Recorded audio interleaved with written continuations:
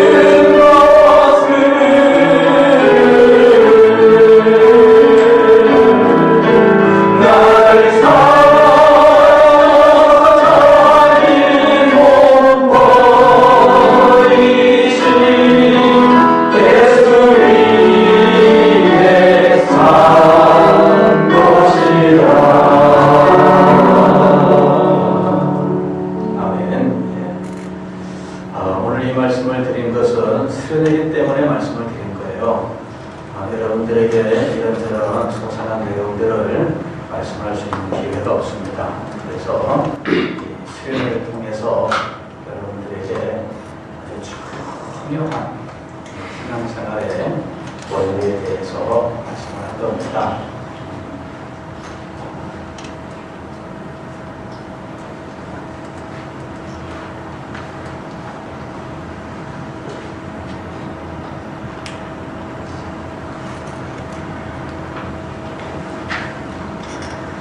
오늘 제가 이제 갈라디아서 2장 20절의 말씀을 읽었는데 여러분들과 함께 생각할 말씀은 내가 그리스도와 함께 십자가에 못 박혔나니라는 말입니다. 내가 그리스도와 함께 십자가에 못 박혔나니. 오늘과 내일 말씀의 큰 제목은 참된 복음입니다. 참된 복음. 그리고 오늘 우리가 생각할 메시지의 제목은 구원의 복음. 구원의 복음. 그리고 내일 우리가 생각할 메시지의 제목은 삶의 복음입니다. 그래서 참된 복음은 두 가지가 들어있는 거예요. 첫째는 구원, 두 번째로는 삶이 들어있어요. 오늘 우리가 읽은 말씀도 그렇게 되어 있죠. 내가 그리스도와 함께 십자가에 못 박혔나니, 여기까지가 이제 구원의 복음이에요. 그리고 그런 적부터는 삶의 복음을 다루고 있어요. 그런 적 이제는 내가 사는 것이 아니요 오직 내 안에 그리스도께서 사시는 것이다. 근데 그리스도께서 사시는 이 일은 결국은 나를 위하여 자기 자신을 버리시는 하나님의 아들을 믿는 믿음 안에서 사는 것이다. 그러니까 참된 복음은 뭐냐면요, 이런 그 구원에 대해서 분명하게 구원의 원리가 세워져 있습니다. 그 다음에 두 번째로 이 복음 안에는 반드시 삶이 들어가 있어요. 이 구원의 복음의 결과, 그 속에서 당연히 나오는 것, 여기서 그런 적이라고 말했던 것, 이거는 당연히 논리적으로 당연히 그렇게 결론 지어질 수밖에 없는 걸 말하는 거예요. 그런 적, 결과적으로 당연히 그렇게 될 수밖에 없는 그거예요. 그건 뭐냐면은 삶이죠, 삶. 그래서 구원과 삶의 문제를 오늘 우리가 이 수련회에서 한번 생각해보자 하는 거예요. 오늘 여기 말씀을 보니까 내가 그리스도와 함께 십자가에 못 박혔나니 이렇게 얘기합니다. 우리는 이것을 복음이라고 이야기를 해요. 복음이라고 하는 것은 복된 소리, 영어로는 good news, 그래서 좋은 소식, 이런 말로 이야기를 하죠. 왜 이것이 좋은 소식인가? 왜 이것이 복된 소식인가? 이것은 우리에게 정말 우리의 인생을 바꾸어 놓고 우리의 삶을 바꾸어 놓아서 우리의 인생을 이전과 전혀 다른 너무나 영광스러운 인생으로 바꾸어 놓는 메시지이기 때문에 우리는 이것을 복음이라고 이야기하며 이것을 복된 소식이라고 이야기를 하는 거예요. 이것이 임하면 그의 인생이 바뀌게 되어 있어요. 우울했던 인생, 암울했던 인생, 이 모든 인생이 바뀌어요. 아니, 영원한 그의 영생의 어떤 영원한 삶이 그에게 주어지기 때문에 영원한 변화가 그에게 일어나는 거죠. 그래서 영원한 변화를 일으키는 놀라운 메시지이기 때문에 우리는 이것을 복음 혹은 좋은 소식 이렇게 이야기를 하는 거예요. 여러분, 영원한 변화가 일어납니다. 이 복음이 임하게 되면 한 사람의 생각이 바뀌고 그 사람의 삶이 바뀌고 그 사람의 영원한 운명이 바뀌어버리는 놀라운 역사가 일어난다는 거예요. 그런데 이 복음의 핵심이 뭐냐 그러면은 그리스도 십자가에 못 박힘이에요. 여기 보면은 내가 그리스도와 함께 십자가에 못 박혔나니 그랬어요. 즉 그리스도가 십자가에 못 박혔다. 그리스도가 십자가에 못 박혔다. 이게 복음의 핵심입니다. 그리스도가 왜 십자가에 못 박혀야 했느냐? 그것은 성경 전체 이야기를 우리가 알아야 돼요. 성경을 보면은 그리스도가 십자가에 못 박힌 이유, 이것을 자세하게 설명하는데 오늘 우리가 읽은 갈라디아서 2장 20절에서는 이렇게 설명하고 있어요. 여기 보면은 이제 내가 육체 가운데 사는 것은 나를 사랑하사 나를 위하여 자기 자신을 버리신 하나님의 아들을, 여기서 하나님의 아들을, 이게 누구를 말하는 걸까요? 그리스도잖아요. 그죠? 이 그리스도께서 무슨 일을 하셨어요? 나를 위하여 자기 자신을 버리셨어요. 그죠? 그리스도께서 나를 위하여 자기 자신을 버리셨어. 이 사건이 십자가에 못 박힌 사건이에요. 그러니까 그리스도께서 나를 위하여 십자가에 못 박혔다는 거죠. 그런데 나를 위하여 그 십자가에 못 박히신 이유는 뭐냐면은 나를 사랑하사예요. 그죠? 그러니까 이 갈라디아서 2장 20절에 복음의 내용이 다 나와요. 그리스도께서 나를 사랑하사 나를 위하여 자기 몸을 버리셨는데 이 자기 몸을 버리신 이 결정적 사건은 십자가에 못 박히신 사건이에요. 그러면 나를 사랑하셨는데 왜 십자가에 못 박혀 죽으셔야 했을까요? 나를 사랑했다면 뭔가 다른 일을 할 수도 있지 않을까요? 우리 세명의 형제가 장로인 목사님을 사랑했다면 커피 한 잔 대접할 수 있잖아요. 그죠? 예. 아니 우리 동현 형제가 나를 사랑했다면 중국 갔다 올 때 선물 갖고 올 수 있잖아요. 갖고 왔어요 사실은. 예. 아니 그러니까는 왜 사랑한다면 하는 일이 있잖아요. 그죠? 사랑한다면 하는 일이 있잖아요. 우리 은준 형제 사랑하는 사람을 위해서 뭘 하고 싶어요? 뭘 하고 싶어? 사랑하는 사람을 위해서. 아니 그냥 뭐 너무 대상이 많은가? 부모님도 있고 아니 목사님을 대상으로 해봐. 목사님을 대상으로. 목사님을 사랑해. 뭐 하고 싶어요? 그러면 이야기? 나는 싫은데. 말로만. 우스갯소리입니다. 저 봐요. 사랑한다면 할 수 있는 게 많을 거 아니에요. 그죠? 근데 왜 예수님은 사랑한다고 하면서 십자가에 못 박히셨을까요? 왜 사랑하는데 우리를 위하여 자기 자신을 버렸다라고 말씀할까 하는 거죠. 사랑하는데 왜 그런 일을 해야 되느냐는 거예요. 그것은 사랑하는 그 대상이 처해 있는 상황과 연관이 되어 있습니다. 사랑하는 그 대상이 어떤 상황에 있느냐, 그리고 그가 가장 필요로 하는 것이 무엇이냐, 그리고 그것을 주었을 때 그 사람의 삶에 어떤 놀라운 역사가 일어날 것이냐, 그것에 의해서 결정된다고 봐요. 물론 오늘날 우리가 가볍게는 사랑해 이러면서 선물 이렇게 할 수 있겠죠. 그러나 한 사람의 영혼을 사랑하고 그의 인생 자체를 사랑하여 그의 삶을 변화시킬 수 있다면 그것을 주고 싶어하는 것이 사랑하는 사람의 당연한 마음일 것이다 하는 거예요. 예수님께서 나를 사랑하셨습니다.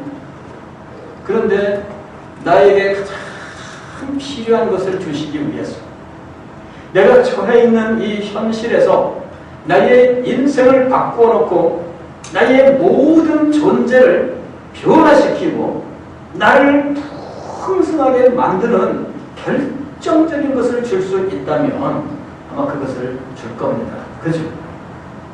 사랑하는 대상, 그냥 요즘 우리가 접하는 그런 종잇장처럼 참을 수 없는 가벼운 사랑, 그런 거 말고 그죠?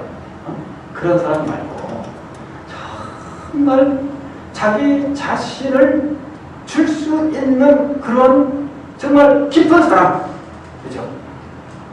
그런 사랑을 한다면 아마 나의 인생을 변화시킬 수 있는 무엇인가를 키워야 될 거예요.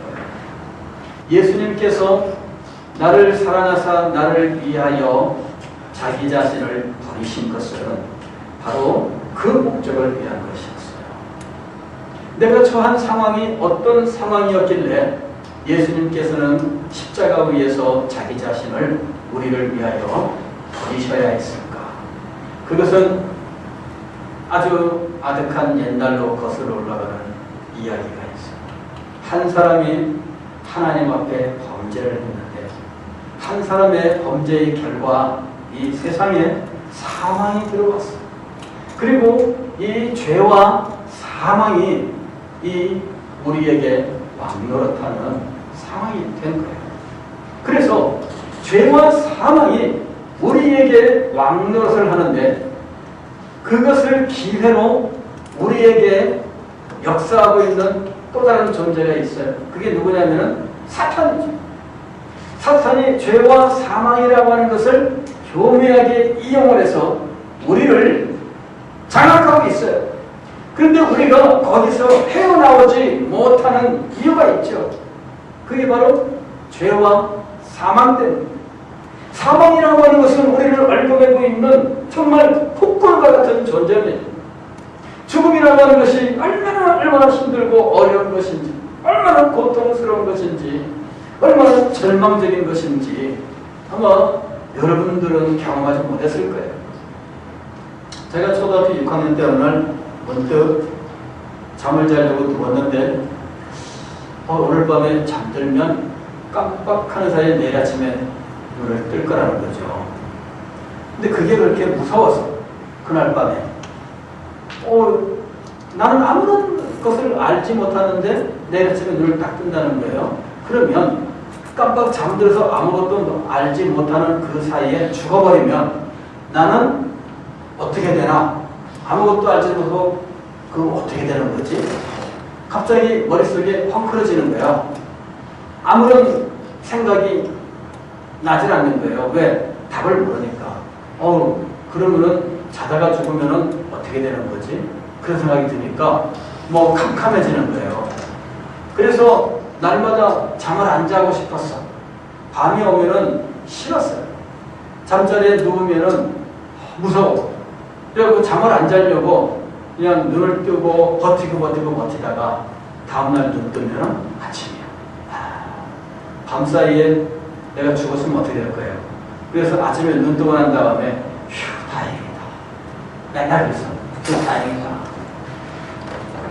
근데 여러분, 죽음은요, 그렇게 사춘기 때에 참 이런저런 생각으로 생각할 수 있는 두려운 것입니다. 그러나 나중에 참 이제 이 가까운 이 부모님들 참 죽음을 경험하고 이럴 때, 우리 어머니를 내가 19살에 잃었는데 우리 어머니 돌아가셨어요. 참 그 뭐가 뭔지 모르고 정신 충격을 받으니까요 눈물도 안 나와. 눈물도 안 나오고 그때 얼마나 괴로운지요.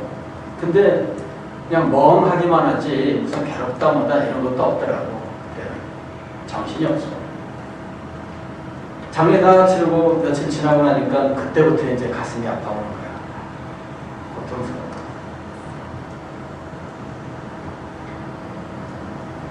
근데 그 죽음의 모습, 그거를 이제 나중에 처음 본 거예요. 나중에 처음.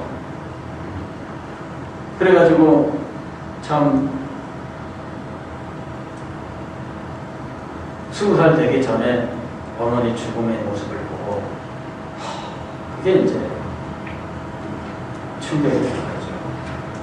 목사가 되고서 죽음도 많이 봤습니다. 요새는 이렇게 수의 입교하는 거 염한다 그러잖아요. 입관하는 거. 참관 안 하고 있습니다만은 예전에는 참관을 했어요. 그래서 시신 많이 봤습니다. 근데 참 그 고통스러운 일이죠. 어느 집에는 갔더니 모녀가 남았는데 그 환자분, 그분 참 그 입관할 때 참 그분네들은 참 그분 사랑하더라. 그 시신 이마에다가 다 키스하더라. 부인도 딸도. 그래서 참 이분네들은 애틋하다. 근데 정말 절망이잖아요. 근데 참 죽음을 우리 식구들 중에 많이 봤어요. 우리 아버지도 돌아가셨지, 우리 형도 그렇지, 내 동생도 갔지, 이래가지고서는 참 우리 자랄 때 이 형제가 사형제 부모님들 6식구인데 둘밖에 안 남았어 지금. 그러니까는 뭐 얼마나 그게 친척들을 잃는다는 것이 얼마나 고통스러운지 절망스러운 거잖아요. 근데 나도 죽는 거예요.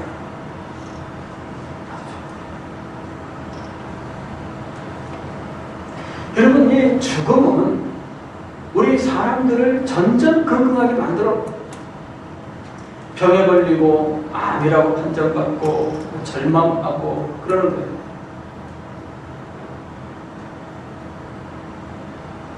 모든 게 끝나는 거잖아요. 죽음을 벗어나기 위해서 이 세상 사람들이 얼마나 노력했나. 어떤 사람은 불사의 약을 찾았어요. 그죠? 불로초 이걸 구하러 동남북녀 3,000명을 동쪽으로 보낸다. 누구예요? 진시황. 진시황. 이 사람이 하여튼 이 왕권을 잡고 중국 그 최초의 통일 황제잖아요. 그래 이 사람이 황제가 되어가지고 그냥 아둥바둥 살고 싶어서 지금 그 저기 장안에 가면은 그 진시황릉 발굴돼 있잖아요. 엄청납니다, 여러분. 그게 영생을 누리고 싶은 마음으로 만든 거예요. 여러분들 이 죽음과 그리고 죄의 문제, 끊임없이 우리를 고통스럽게 하는 이 양심의 가책, 또 실수 이런 것들, 그리고 이 사회에 만연되어 있는 온갖 부정과 불의 이런 문제들, 이런 것들이 우리의 삶을 사로잡고 있는 거예요. 그러니 우리가 그 속에서 얼마나 고통스러우며 괴로워하느냐는 거예요. 아직 젊은 시절에는 잘 못 느껴요. 그러나 여러분들도 이런 것들을 고통으로 실감하게 될 때가 찾아와요. 여러분 주변에서뿐만 아니라 여러분 자신에게도 이것을 실감할 수 있는 순간이 찾아와요.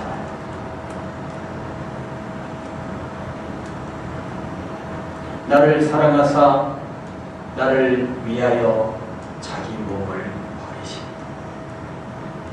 여러분 우리의 이 존재가 얼마나 비참한 상황에 있으며 처참한 상황에 있는지를 알아야 나를 사랑하사 나를 위하여 자기 몸을 버리신이라고 하는 이 말의 깊이를 알 수 있어요.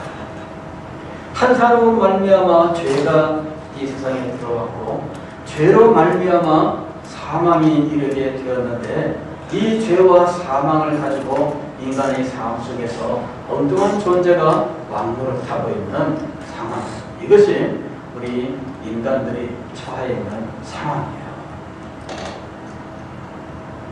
그 속에서 건짐을 받아야 그 속에서 겪는 모든 비참함, 그 모든 고통스러운 것들로부터 해방을 얻을 수가 있는 겁니다. 근데 이것을 누가 해줄 수 있느냐 이거예요. 누가 해줄 수 있느냐. 로마서 7장에서 한 사도 바울은 이러한 그 어떤 사람의 외침을 기록하고 있어요. 누가 나를 이 사망의 몸에서 건져내랴. 누가 나를 이 사망의 몸에서 건져내랴. 이것은 그 존재의 비참함을 깊이 깨달은 사람의 부르짖음이에요. 이 존재의 비참함을 인식하지 못하는 사람, 이 사람은 아직 아무것도 몰라요. 아직 아무것도 몰라요. 그냥 철없이 살아가고 있는 거예요. 그러나 오늘날 이 사람에게 이 존재의 비참함이라고 하는 이 문제가 찾아온 거예요.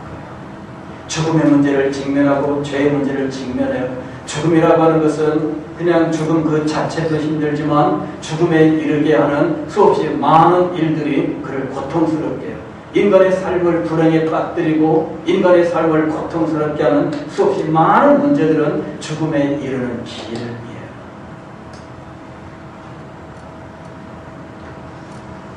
한 사람으로 말미암아 이런 비극, 그 비극이 인간의 삶 속에 깊이 영향을 미치고 있는지, 모든 사람이 죄를 범하였음에 하나님의 영광에 이르지 못한다. 여러분, 더 힘들고 어려운 것은 무엇이냐면 인간이 하나님의 창조함을 받은 피조물임에도 불구하고 하나님과 단절됐다는 거예요. 이것이 죽음보다 죽음의 본질이죠. 사실은 우리는 단지 육신의 생명이 끊어진다, 이걸 죽음으로 생각하지만 사실은 더 근본적으로 죽음의 의미를 보면 우리 존재의 근원이 되시는 하나님으로부터 끊어진 거예요. 이게 죽음의 참된 의미죠. 그래서 우리가 생각하는 육신의 죽음보다 더 비참하고 더욱더 고통스러운 현실이 우리에게 남아있는데 그것이 하나님의 영광에 이르지 못한다라고 하는 거예요. 하나님을 알지도 못하지요. 하나님의 영광을 깨닫지도 못하지요. 하나님과 교제가 이루어지지 않습니다. 여러분, 비슷할 수는 없겠지만은 그러나 대충 따져보면 이런 거 비슷하지 않겠어요? 부모님과 사람의 교제가 단절되었다. 이런 거. 가령 여러분 입양당한 외국에 입양간 사람들 그런 이야기들 여러분들 들어본 적 있죠? 아마 이게 힘들었을 거예요. 그 양부모님들이 외모가 전혀 다른데 사랑하는 사람은 사랑하지만 학대하는 사람은 학대하거든요. 학대를 받은 사람들도 많아요. 입양간 사람들 중에 사랑을 받은 사람들도 많지만 근데 이 입양간 이 사람들이 나중에 커서 이제 갖는 소원 중에 하나, 대부분의 사람들이 갖는 소원 중에 하나는 뭐냐면은 자기를 낳아주신 부모님을 만나고 싶다. 자기를 낳아주신 부모님을 만나고 싶다. 성공한 사람도 있지만 실패한 사람도 더 많습니다. 근데 근본을 찾고 싶은 거예요. 나를 낳아주신 아버지는 어떻게 생겼을까? 어머니는 어떻게 생겼을까? 근데 그분들은 왜 나를 보냈을까? 그걸 듣고 싶은 거예요. 그리고 그분들로부터 난 너를 버리고 싶지는 않았는데 상황이 너무너무 힘들어서 이렇게 됐다면 미안하다. 그 한마디만 들으면 다 해결되겠다. 그죠?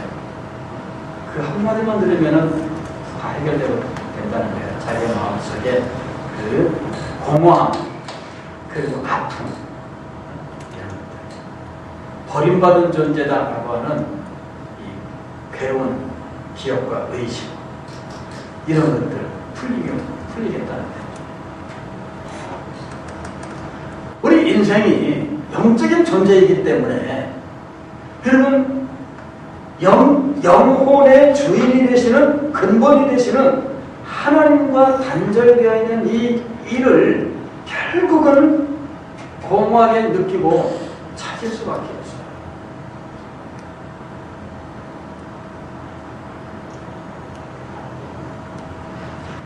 사람이 죄를 범하였음에 하나님의 영광에 이르지 못하는 이 비극이 찾아오게 된다라고 하는 것이죠.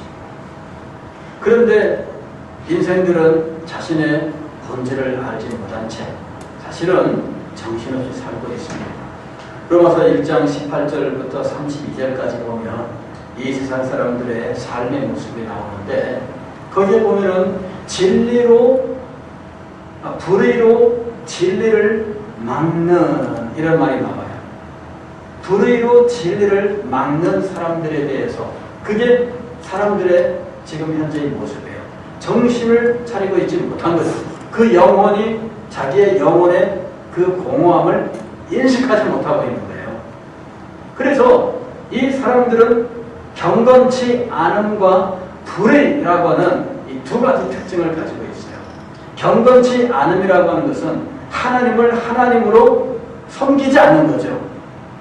그리고 불의라고 하는 것은 하나님을 하나님으로 섬기지 않는 삶에 바로 함께 존재하고 있어요. 모든 악독한 것, 무슨 온갖 더럽고 추악한 죄악들, 이런 것들은 경건치 않은 이것과 항상 같이 가요. 그런데 이 사람들의 특징이 뭐냐? 하나님을 알되 하나님으로 영광스럽게 하지 않는다. 불의로 진리를 막는 사람들의 특징, 하나님을 알되 하나님으로 영광스럽게 하지 않는다. 감사치도 아니하는다. 그 다음에 하나님의 영광을 금수와 버러지의 형상으로 바꾸어 우상을 만들어 섬긴다. 그리고 하나님을 배격하는 이 사람들을 잘한다고 박수치면서 칭찬한다. 이제 이런 내용들이 로마서 1장 18절 이하에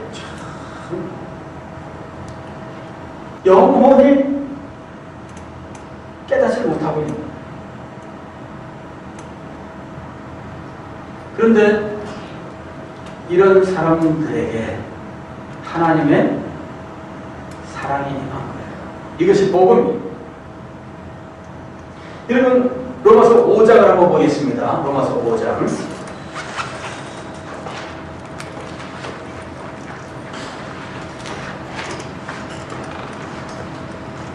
로마서 5장 6절 로마서 5장 6절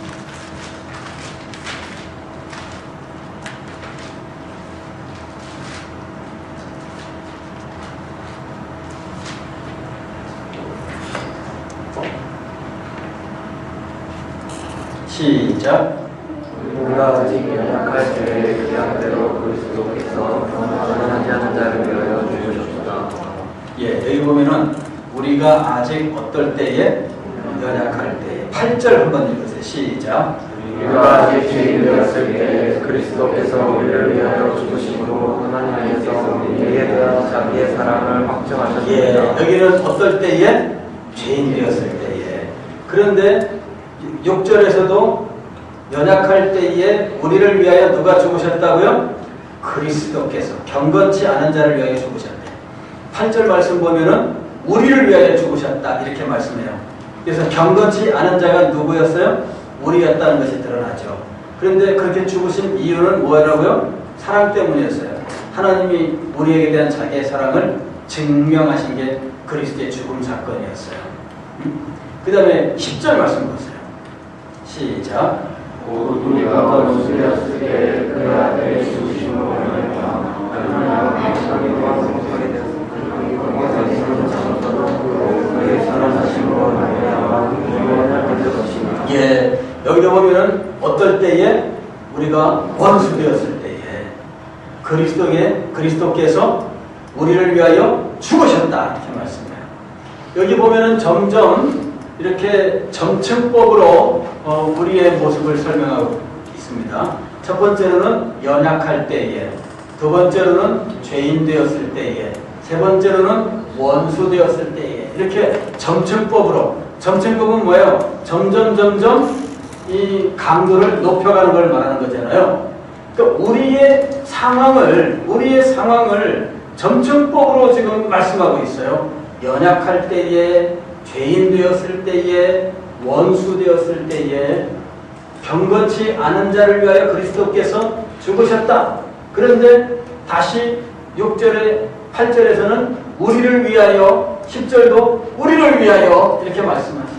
그러면서 그리스도께서 죽으신 그 사건은 하나님의 사랑의 증거였다. 그런데 하나님이 우리를 사랑해서 그리스도께서 죽게 하셨지만 그리스도 자신도 우리를 사랑해서 우리를 위하여 자기를 버렸다라고 얘기하는 거예요. 그러니까 하나님도 우리를 사랑하셨기 때문에 그리스도도 우리를 사랑하셨기 때문에 우리가 가지고 있는 가장 근본적인 것, 이거 하나 바꿔 놓으면 그의 인상이 바뀌고 이거 하나 하나님께서 주시면 그의 영원한 운명이 바뀌어버리기 때문에 그것을 주시기 위하여 그리스도께서 십자가 위에서 죽으셨다. 이거예요.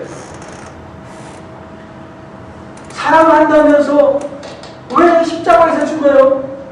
그게 우리에게 가장 필요하고 그리고 우리에게 가장 큰 일이기 때문이라는 거죠. 그렇잖아요? 그냥 참을 수 없는 가벼운 사랑, 그런 사랑이면은 여러분 그냥 초콜릿 요만한 거 그 하나 주고 끝낼 수 있을 거예요. 그죠? 사랑해 그러면서 요만한 초콜릿 한 개 딱 주는 거야. 그죠? 그러면은 사랑하면 되는데 왜 이것밖에 안 줘? 그죠? 사랑하면 되는데 왜 이것밖에 안 줘? 그거는 가벼운 사랑이기 때문이에요. 가벼운 사랑이기 때문에. 무거운 사랑은 뭐예요? 가장 좋은 것, 가장 필요한 것, 그의 인간을 변화시킬 수 있는 것, 그걸 주는 거예요. 하나님도 또 우리 그리스도도 우리를 위하여 그리스도의 죽으심이라고 하는 것을 주신 이유는 우리를 사랑하셨기 때문입니다. 그리고 그리스도의 죽으심을 통해서 우리에게 임하게 될 놀라운 일 때문이죠.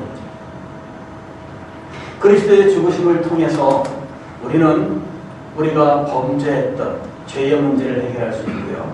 또 그리스도의 죽으심을 통해서 우리는 사망이라고 하는 이 절망적인 것들을 벗어날 수 있게 되는 것이고요.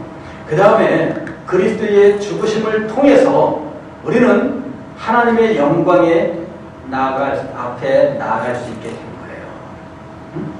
그러니까 그리스도의 죽으심을 통하여 우리에게 가장 큰 문제가 되고 있었던 것, 죄와 가난과 질병과 죽음과 그리고 이 모든 것들로 우리를 얽어매어 우리의 자유를 상실하게 만들었던, 종노릇하게 만들었던, 비굴한 삶을 살게 만들었던 이 모든 것으로부터 우리를 구원해 내시는 놀라운 일이 그리스도의 사랑, 하나님의 사랑으로 우리에게 임한 겁니다.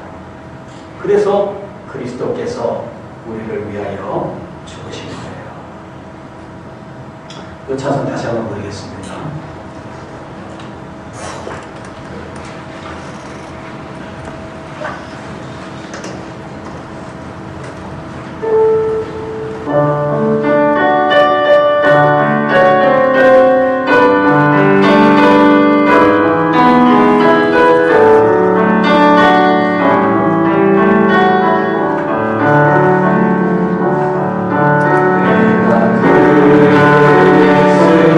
그리스도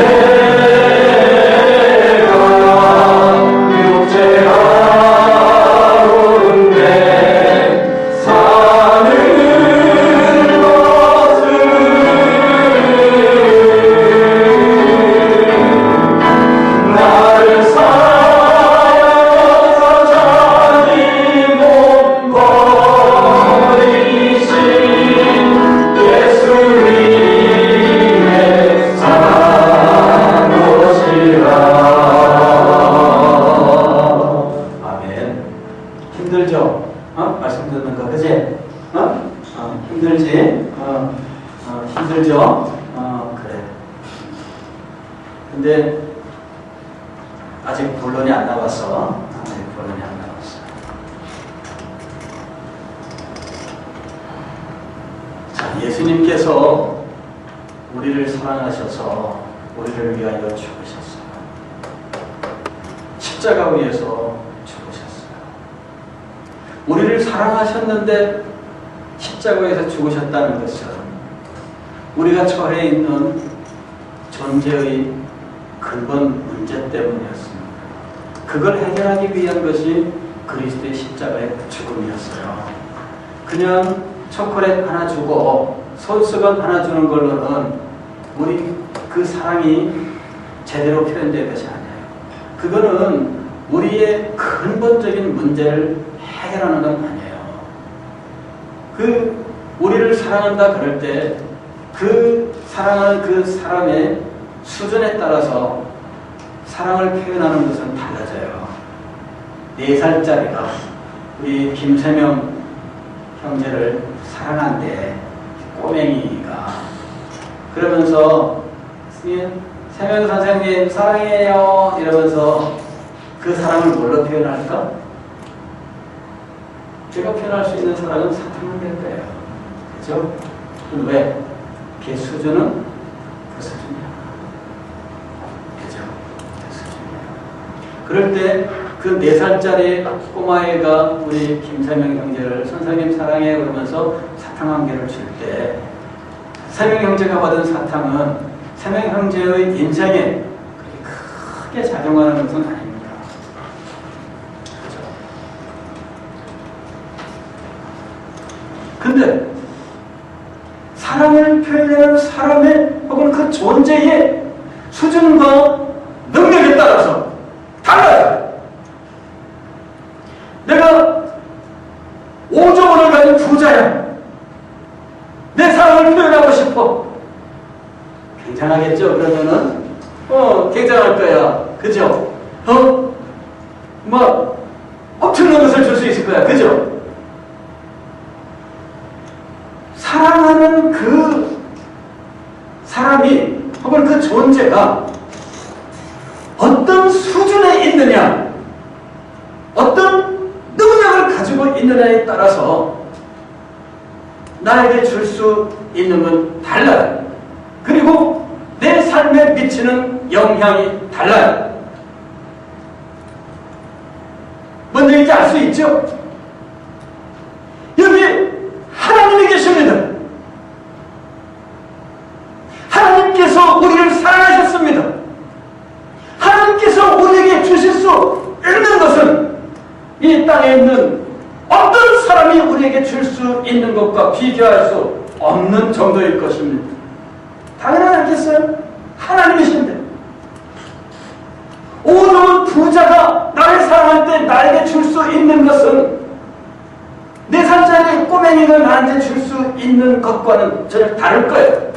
물론 4살짜리 아이가 나한테 주는 사탕 그것도 가치 없다고 말할 수는 없는 거예요. 그러나 그것이 내 인생에 변화를 줄 수 있는, 직접적으로 영향을 줄 수 있는 그것을 따져볼 때에는 미미하게 짝이 없는 거죠. 그러나 나를 사랑하는 사람의 수준이 높으면 높을수록, 그 존재가 가진 능력이 크면 클수록 나에게 그가 나를 사랑하는 증거를 줄 때 내 삶에 미치는 영향은 클 수밖에 없어요. 점점 커지는 거예요. 하나님께서 우리 은준 형제를 사랑하셨습니다. 그렇다면 하나님께서 주실 수 있는 최고의 것이 선물로 주어질 것이고, 그 선물은 은준 형제의 인생을 바꿔놓는 결정적인 것이 될 것입니다.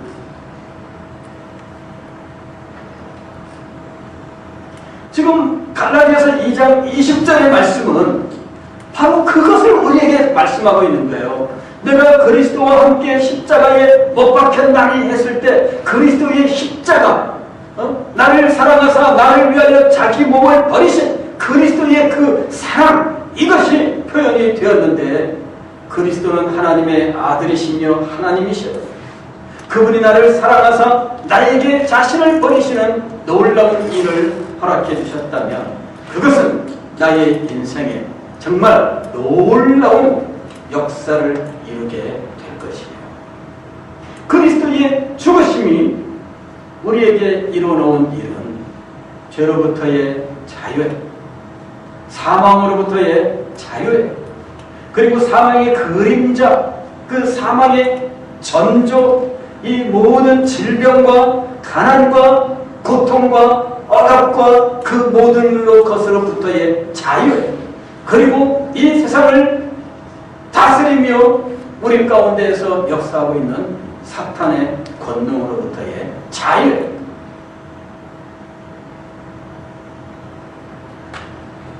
문제는 그리스도께서 우리를 위하여 죽으셨는데 그것만으로는 우리에게 아직 아무 일도 일어나지 않는다.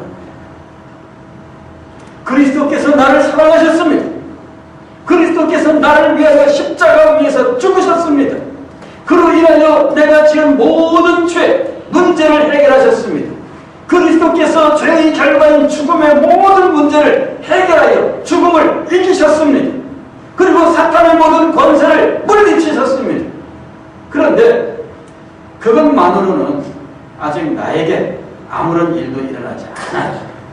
성경은 이 모든 것이 나에게 실제로 일어나기 위하여 무엇인가가 필요하다고 말씀하는 거예요. 그것이 오늘 여기 말씀에 표현되어 있어요. 내가 그리스도와 어떻게? 함께. 내가 그리스도와 함께 십자가에 박혔나니. 미안하게도 우리는 어린 시절부터 신앙생활을 하면서 십자가의 복음에 대해서는 많이 들었어요. 그리고 그것을 들었기 때문에 내가 곧 구원받은 사람이라고 생각하고 있다는 거예요. 어린 시절부터 많이 들었잖아요. 그죠? 연자는 배웠지? 배웠죠? 마음속에 믿고 있잖아. 그런 사실들을. 근데 그리스도와 함께 십자가에 못 박히셨습니까?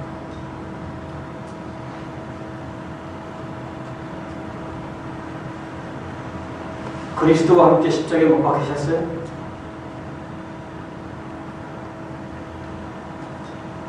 예수님의 십자가를 믿죠?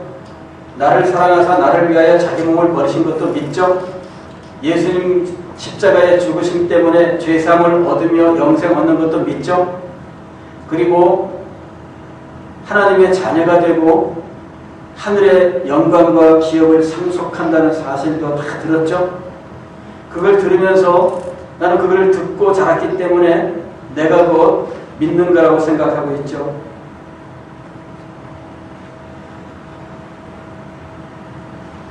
그러나 저는 오늘 밤 여러분들에게 그 착각이라고 말씀을 드리는 거예요. 성경 말씀은 내가 그리스도와 함께 십자가에 못 박혔나니, 즉 그것을 듣고 자랐기 때문이 아니라 그리스도의 십자가에 함께 못 박히는 일이 일어나야 된다는 거예요. 그리스도의 십자가와 십자가 사건과 내가 그리스도와 함께 십자가에 못 박히는 것은 다른 사건이에요. 바로 이 부분에서 우리가 실패하고 있어요. 모태신앙이라고 하는 것은 이 부분에서 약점을 가지고 있어요. 어린 시절부터 듣고 자랐고 그러면서 자기는 그걸 듣고 자랐기 때문에 자기가 그걸 믿는다고 생각하는 거예요. 그러나 신앙이라고 하는 것은 듣고 자란 것이 아니라 분명히 그것이 자기에게 뭔가 체험으로 작용하고 있어야 된다는 거예요. 그리스도와 함께 십자가에 못 박혔습니까? 그리스도와 함께 십자가에 못 박혔어요? 잘 모르겠는데요. 그죠? 잘 모르겠는데요. 있습니까? 있는데 십자가에 못 박혔습니까? 그건 잘 모르겠는데요. 여러분, 내가 그리스도와 함께 십자가에 못 박혔나니 라고 하는 것은 체험이에요. 즉 믿음이라고 하는 것은 체험의 영역이에요. 갈라디아서를 보게 되면 사도 바울이 이 거짓 복음, 다른 복음의 문제를 가지고 굉장히 격앙된 상태에서 이 갈라디아서를 써요. 그러면서 너희가 어떻게 내가 전했던 그 참된 복음으로부터 그렇게 쉽게 떠날 수 있느냐, 이렇게 이 갈라디아 성도들에게 도전을 해요. 그런데 너희에게 이 복음이 어떻게 임했느냐라고 하는 문제에 대해서 사도 바울이 뭐라고 얘기하냐면 성령으로. 즉 믿음은 성령의 역사예요. 성령의 역사. 자, 한번 보겠습니다. 갈라디아서 3장 2절 보겠습니다. 1절부터 한번 보겠습니다. 1절부터. 갈라디아서 3장 1절. 어리석도다 갈라디아 사람들아, 예수 그리스도께서 십자가에 못 박히신 것이 너희 눈앞에 밝히 보이거늘 누가 너희를 꾀다냐. 그래서 예수 그리스도께서 십자가에 못 박히신 것이 너희 눈앞에 밝히 보인다 그랬습니다. 그런데 그 일을 2절에서 이렇게 얘기해요. 내가